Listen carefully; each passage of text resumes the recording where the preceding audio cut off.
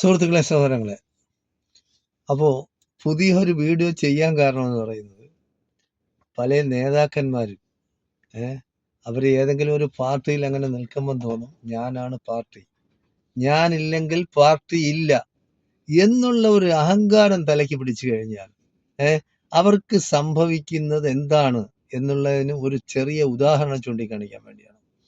അതായത് പാലക്കാട് പെരിങ്ങോട്ട് കുറിശി എന്നുള്ള പഞ്ചായത്തിൽ ഒരു മെമ്പറായിട്ട് നിന്ന് മത്സരിച്ച് തോറ്റ ഒരാളിന്റെ കാര്യം AV ഗോപിനാഥ്. AV ഗോപിനാഥ് പണ്ട് MLA ആയിരുന്നു, പാലക്കാട് DCC പ്രസിഡന്റ് ആയിരുന്നു. അപ്പോൾ കോൺഗ്രസുമായിട്ട് ചില പ്രശ്നങ്ങൾ ഉണ്ടായിട്ട് സീറ്റ് കിട്ടിയില്ല എന്ന് കണക്കാക്കി പാർട്ടിയിൽ നിന്ന് മാറും.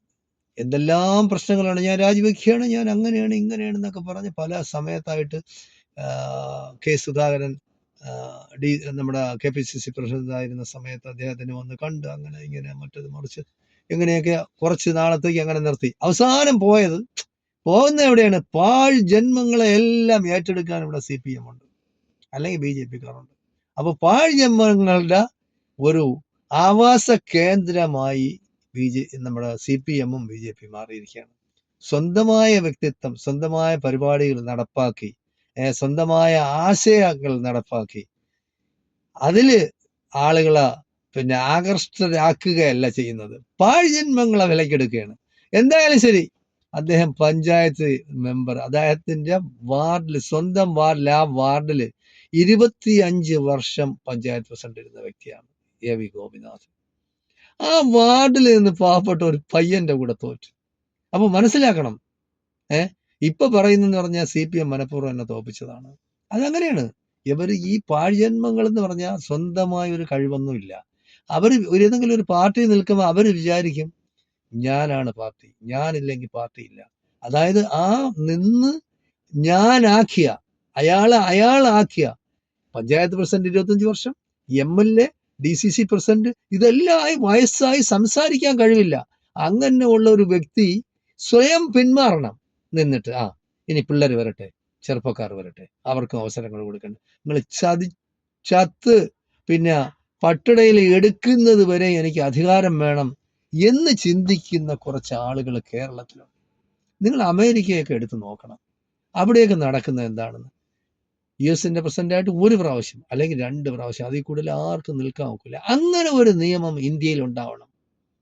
അപ്പോൾ അത് ഇന്ത്യയിലുള്ള എല്ലാ സംസ്ഥാനങ്ങളും വ്യാപിക്കും. ഒരു പ്രാവശ്യം അല്ലെങ്കിൽ 2 പ്രാവശ്യത്തിൽ കൂടി ഇലക്ഷന് നിൽക്കാൻ നോക്കില്ല എന്നുള്ള ഒരു നിയമം വേണം. 10 വർഷം സേവിച്ചാൽ മതി. അത് വെച്ച് ഇന്ത്യയെ സംബന്ധിച്ചിടത്തോളം അത് വെച്ച് ഉണ്ടാക്കാമെന്നുള്ള, സമ്പാദിക്കാമെന്നുള്ളതെല്ലാം സമ്പാദിക്കാമല്ലോ. ഉപദേശകരായിട്ടിരുന്നൂടെ? പാർട്ടിയുടെ സ്ഥാനത്തിരുന്നുകൊണ്ട് ഒരു മുതിർന്ന നേതാവ് എന്നുള്ള രീതിയിൽ പാർട്ടിക്ക്, ചെറുപ്പക്കാർക്ക് ഉപദേശങ്ങൾ കൊടുക്കാൻ, അതല്ലേ അതിന്റെ ശരിയെന്ന് പറയുന്നത്. കാലാകാലം എനിക്ക് തന്നെ പാർട്ടിയിൽ വലിയ സ്ഥാനങ്ങൾ വേണം എന്നുള്ള ഒരു ഹുങ്ക്, അങ്ങനെയുള്ള ഒരു ആഗ്രഹം അല്ലെ അത്യാഗ്രഹമാണ്. അത് ഇല്ലാതാവണം. അത് ഇന്ത്യൻ രാഷ്ട്രീയത്തിൽ മാത്രമേ ഇങ്ങനെ കാണുന്നുള്ളൂ. ഇത് നമ്മൾ മാറ്റിയെടുക്കണം. ഒരു പ്രാവശ്യം അല്ലെങ്കിൽ 2 പ്രാവശ്യം മന്ത്രിയായാൽ മതി. മുഖ്യമന്ത്രി ആയാലും അതിൽ കൂടുതലാകരുത്. ഇപ്പൊ 3-ാം സ്ഥാനത്തേക്ക് മുഖ്യമന്ത്രി സ്ഥാനം അത് കിട്ടുമെന്നും പറഞ്ഞ് കുപ്പായം തച്ച് വെച്ച് ഇരിക്കുന്ന ആൾക്കാരുണ്ട് കേരളത്തിൽ. പക്ഷെ എന്തായാലും ശരി, അപ്പോ AV ഗോപിനാഥ് അങ്ങനെ വളരെ ക്ലീൻ ആയിട്ട് തോറ്റു. അപ്പൊ മനസ്സിലായി ഞാൻ ആരുമല്ല, എന്നെ ഞാനാക്കിയത് എന്റെ പാർട്ടിയാണ്.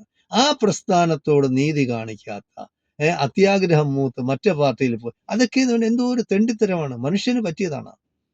നമ്മളൊരു പാർട്ടിയിൽ, ഒരു തത്വസംഹിതയിൽ വിശ്വസിച്ച് അതിനുവേണ്ടി പ്രവർത്തിച്ച് ആ പാർട്ടി നമ്മളെ എല്ലാം ആക്കി അതിനുശേഷം ആ പാർട്ടിയെ ഒറ്റുകൊടുക്കുന്ന പരിപാടി, അത് കുറേ കോൺഗ്രസ്സുകാരുണ്ട്. PC ചാക്കോ ആയിരുന്നാലും, KV തോമസ് ആയിരുന്നാലും, ടോം വടക്കനായിരുന്നാലും, എത്രയാണ് ഉദാഹരണങ്ങൾ. കോൺഗ്രസ് എന്ന് പറയുന്ന ഒരു ആൾക്കൂട്ടമാണ്. അതിലിങ്ങനെ ഒരുപാട് പേര് വന്ന് കയറും പാർട്ടിയിൽ, അതേപോലെ ഇറങ്ങിപ്പോകും. അവസാനം എന്താ?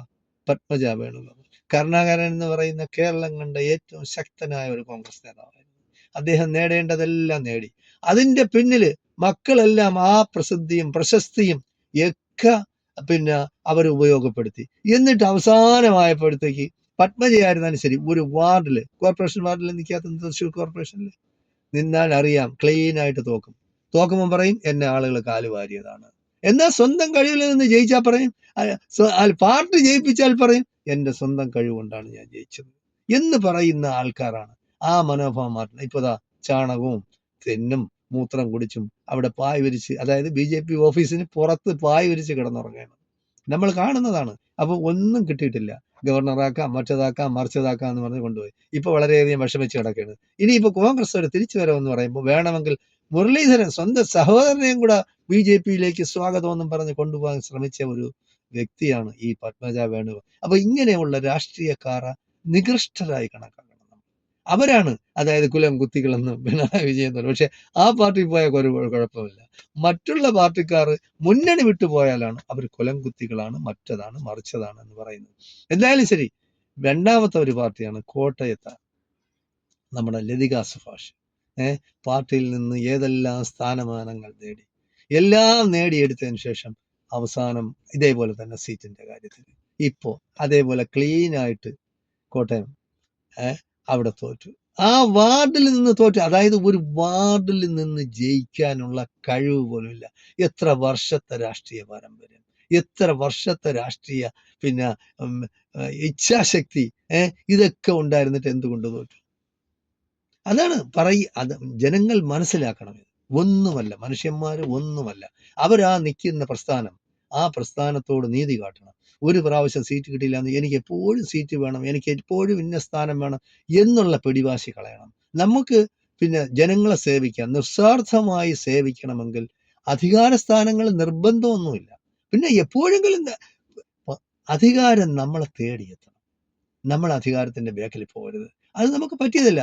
നേതാക്കന്മാരായിരുന്നാലും അണികളായിരുന്നാലും പറയാം അവരെ നിർത്തണം, നമുക്ക് അവരാവശ്യപ്പെടണം. അല്ല നമ്മൾ പൈസ കൊടുത്തോ ആളുകളെ ഇളക്കിയോ പിന്നെ അല്ല നമ്മൾ അധികാര സ്ഥാനത്തിൽ എത്തേണ്ടത്. ജനങ്ങൾക്ക് തോന്നണം, നേതാക്കന്മാർക്ക് തോന്നണം, പാർട്ടിക്ക് തോന്നണം അവര് നമ്മളെ ഇന്ന സ്ഥാനത്ത്.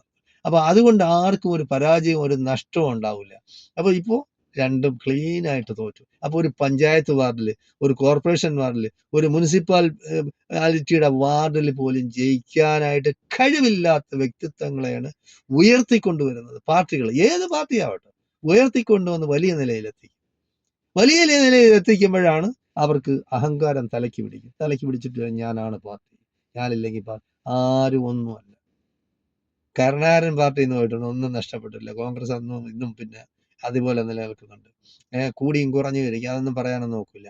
എന്തായാലും ശരി, ഇത് ജനങ്ങൾക്കൊരു പാഠമാകട്ടെ എന്നാണ് ഞാൻ പറയുന്നത്. ഞാൻ ഇത് പൊതുസമൂഹത്തിൽ വെക്കുന്നെന്ന് പറയുന്നത് ഇങ്ങനെയുള്ള രാഷ്ട്രീയ ചെറ്റത്തരം കാണിക്കുന്ന നികൃഷ്ട ജീവികളെ നമ്മൾ ഒറ്റപ്പെടുത്തണം. കാരണം അധികാരത്തിന് വേണ്ടി പാർട്ടി മാറരുത്, സ്വതന്ത്രനാവട്ടെ.